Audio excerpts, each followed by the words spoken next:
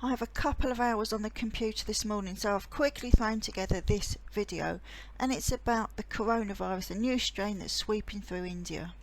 I haven't had time to look at the strain itself, but what I have done is made some observations of things that I think don't quite sit well with me when I see the pictures coming out of India regarding this deadly coronavirus. Let's take this poor chap in the picture. He's on oxygen, and we know that because his bag's inflated and his tube looks like it's connected to the tank. I think it's the light that's giving it the purple hue. But look at the medicine, the intravenous medicine. That's what it looks like because it's got the little drip down thing. And I think the drips in it are pale green. But look at the colour, pale green. I've never ever seen a pale green drip before.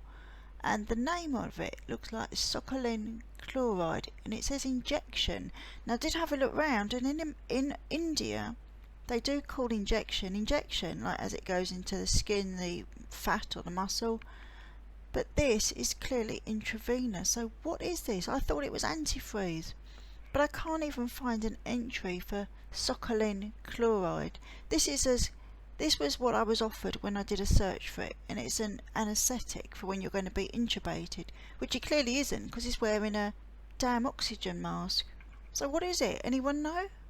One of the first things that struck me when I started reading about this crisis in India was the oxygen tanks. The pictures we were seeing were of rusty old things in sheds, and I thought that cannot be right, so I had a look online, and the nearest one I could find was this. And it's a World War I oxygen tank. There's another thing that baffles me. When you see the patients being carried out on stretchers and what have you, they never have a rusty one. It's always a nice black shiny one. So I don't understand what's going on here. Something isn't right. And there's another picture of a man, a helper I think, rolling one of these rusty old tanks along the road with his foot. You can't do that. It's volatile. It will go up and it will blow up. Also, I found this piece of information, and it says that if you use rusty oxygen tanks, it can cause more harm than good. The pieces of rust inside the cylinder can get into the patient's lung and cause breathing problems, which is ironic, isn't it? So I don't understand why they're showing us these rusty old things when the patients have these nice shiny black ones. This man with his shiny black oxygen tank is a mystery to me. He's wearing an oxygen mask. The tube goes down past that man's foot. We can't see where it goes, but we assume it goes on the floor because it comes out the other side and it's not gone into the tank. It snakes round, it comes to a junction. One part goes off to the left and another part goes up to this patient here.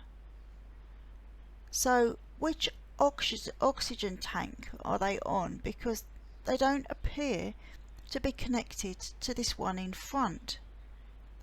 And the man's, look at this bandage thing on his hand. Is that supposed to be a cannula? Because I can't see the needle. I can't think what else would be in the back of his hand if he's been admitted with breathing problems. There's another thing too. The tube from the oxygen, whether it goes round the corner or not, we can't see. But even so, surely that's a trip hazard. If you've got so many people in this room dashing about, you've got tubes all over the floor. Could pull the oxygen tank over, could rip it out of the mask, anything could happen. So I know they don't have health and safety rules like we do over here, but even so, that's just common sense, isn't it? More about oxygen. This lady is going into an ambulance, or she's coming out of it, we don't know. She has an oxygen mask on. It goes over her left shoulder. It goes in a loop. Half of it goes under her dress. It comes out the top of the loop and it disappears under that towel or dress, whatever it is. And we don't know where it goes. Is the man holding an oxygen cylinder? If he was, wouldn't it hang down?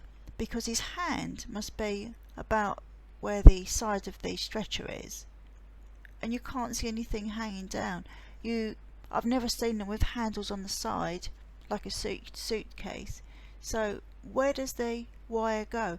The stretcher looks quite narrow and she looks quite well built, so it's unlikely to be slipped on the stretcher down the side. Now I'm going to show you a short clip. I recorded it from, I think it was the Sky News or BBC, can't remember, but I recorded it with my phone, so it's a bit flaky, but you can see what I want you to see. This is a scene in resus, and the nurse or doctor, I think she said she was a nurse, is giving CPR to a man on a stretcher. I want you to look at his legs. He has one leg bent, the right leg bent, but the left leg is straight. Now if he was in cardiac arrest, he would have no muscle tone and the left leg would be flopped to the outside. The foot would be outwardly rotated, the whole leg would, because you wouldn't be able to keep it up. So why has he still got muscle tone if he's having CPR? I don't understand that. If you're medically in the know, can you let me know, because I can't work that one out. With every pandemic comes death, and after death we get to see the corpses, and it's the same story in India. Lots of corpse pictures.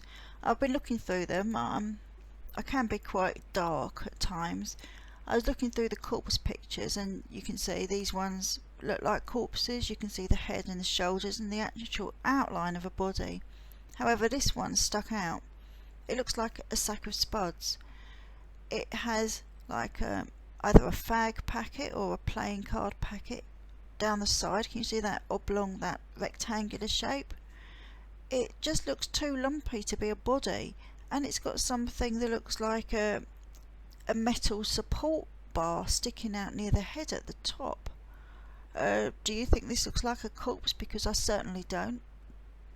I'm going to end this video on one of my favourite fake pictures from all these disasters. Every disaster has some of these pictures, and that's the no tear crying picture. I've got a nice collection for you. Let's have a look and see what I've got. I'll start with this lady in the nice colourful dress. I like that.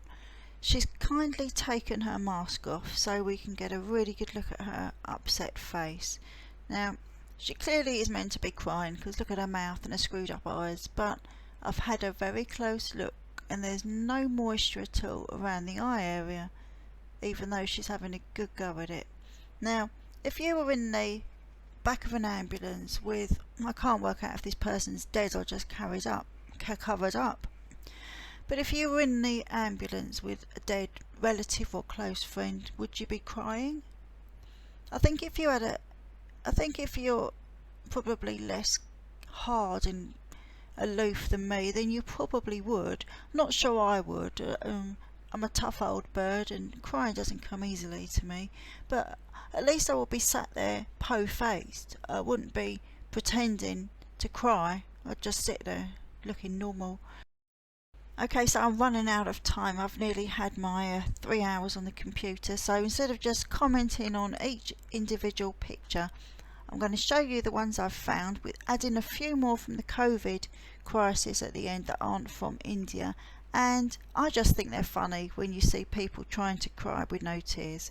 Thank you for watching, and I'll be back probably in about 10 days to a fortnight. Thank you.